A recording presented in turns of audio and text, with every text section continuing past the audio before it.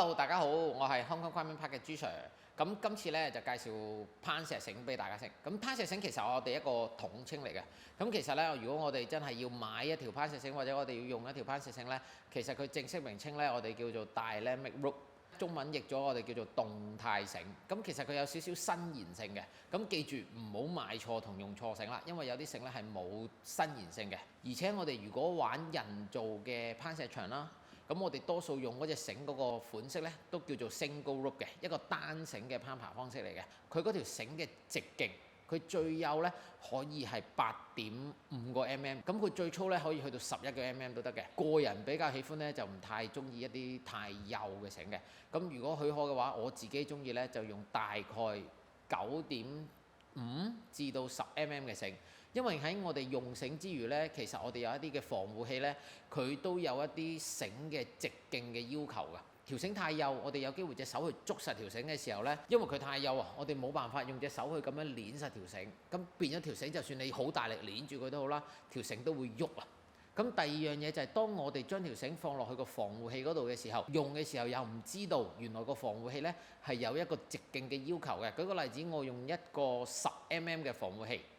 咁但係佢條繩嘅直徑只係得9.5或者9 mm 嘅話，佢就冇辦法產生一個制動嘅效果，咁變相佢就會有個危險性喺度啦。而我哋用嘅攀石繩好多時啲廠家咧都會出咗一啲 standard 嘅長度喺度噶啦。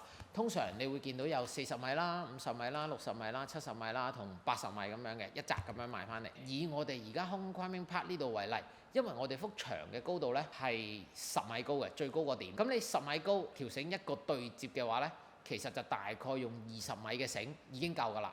咁但係因為我哋咧仲會有繩結啦，會有一個防護者啦，同埋幅牆其實佢都會有個斜度㗎嘛，佢有機會會長少少嘅。咁所以建議你咧，如果去用一條繩嘅時候咧，就唔好諗住嗰幅牆係10米高，你就攞一條20米嘅繩嚟啦。建議你如果你一幅10米高嘅牆，你最好攞嗰條繩咧係25米至30米嘅。咁等條繩可以有少少 buffer 俾自己，唔會因為佢太短咧而產生咗一個潛在嘅危險喺度咯，而令到條繩唔夠長或者跌親你個攀爬者咯。咁但係你頭先都聽我講，咦唔係喎，你頭先話買一捆捆嘅呢啲繩，佢只係有40米、50米、60米、70米咁樣嘅喎。咁你可以有兩個選擇啦。第一個選擇就係買一條60米嘅繩，將佢對剪開佢。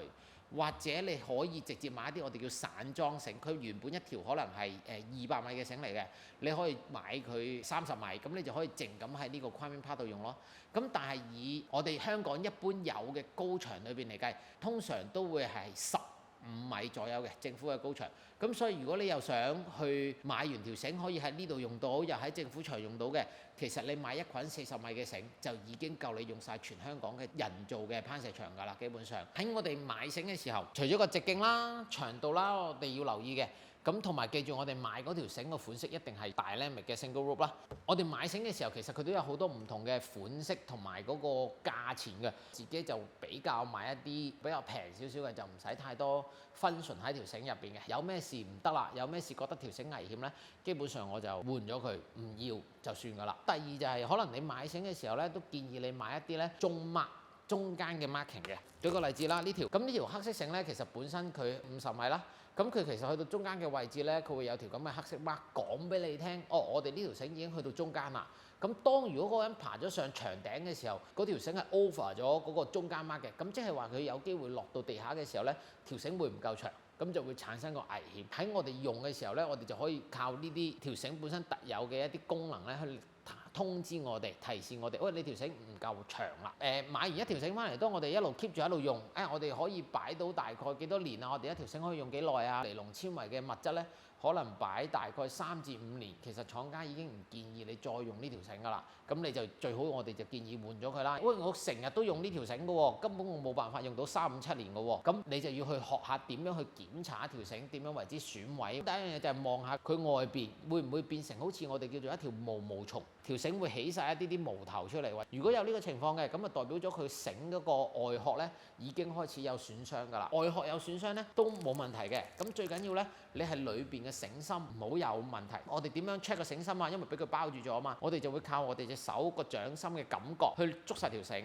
跟住咧我哋去拉嗰條繩，去一路拉佢嘅過程裏邊咧，正常嚟講，你成條繩佢都冇損毀嘅話咧，你會摸到條繩軟硬適中，全部嘢都會係一模一樣嘅。咁但係如果你摸到其中一啲位置，佢特別凹咗，或者特別突咗，或者佢特別硬啲嘅，咁可能代表佢裏邊嗰啲繩芯咧已經有問題發生㗎啦。你覺得佢有問題嘅，你就褪翻去前邊，可以仔細啲去觀察佢啦。就係將條繩試下咁樣屈一個圓圈，睇下有冇機會咧將條繩令到佢變成一個圓圈嘅。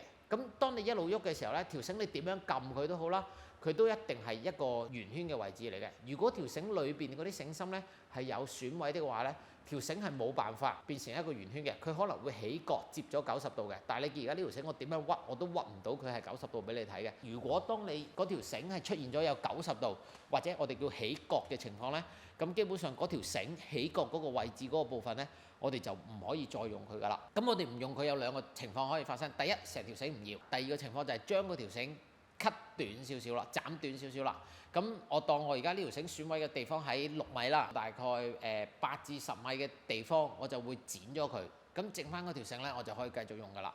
咁但係當你剪咗嘅時候咧，你記住一定要自己去 mark 翻呢條繩嘅長度到底係幾多啦。當你如果條繩唔夠長嘅話，咁你真係有機會跌死個攀爬者嘅。咁其實呢一種嘅意外咧，亦都係經常性都會發生嘅。咁所以建議翻大家，如果你真係會剪嗰條繩嘅話，你最好自己喺個繩頭嗰度去 mark 翻低呢條繩到底佢俾你剪咗幾多，或者佢剩翻幾多喺條繩上邊啦。